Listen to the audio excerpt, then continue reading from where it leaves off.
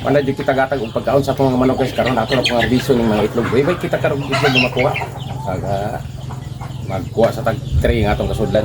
Kiri yung upat may itong naon guys. Lalom. So, ito ipailin ito ang gidala nga fish.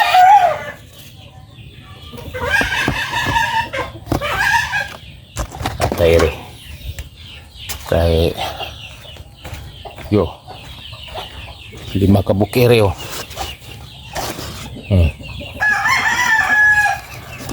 Lima diri guys.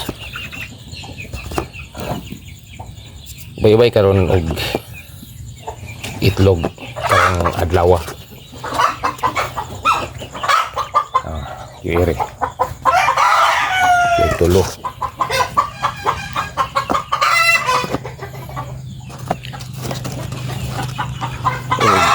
Kiri kay unom mo. Bay-bay karon og itlog.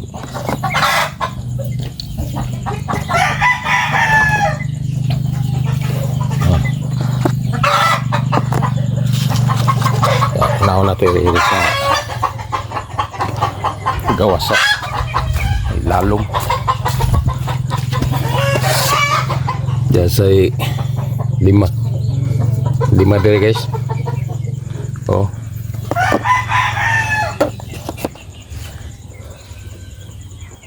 5 diri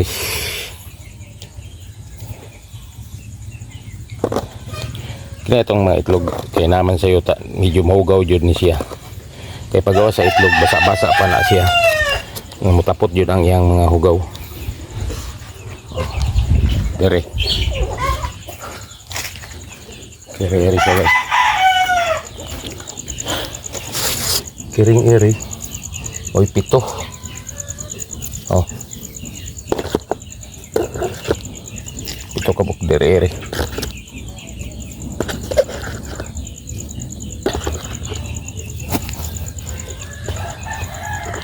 puno na siya guys. No. Puno na ang sa katray nato. May dapat tayo kuluon. Sobra jud sa katray ang atong makuha karon nga itlog. Ay 5.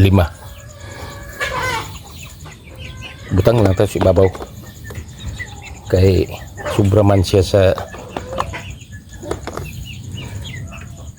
sobra siya og 5. Oh, ang atong na-harvest karon sobra siya 5 sa usa ka tray. Ato ra kini iba siya dari sa laing tray siya guys. Og mao kini atong na-harvest tanan guys. Grasya na to karon sobra sa usa ka tray, sobra siya 5 ka buok.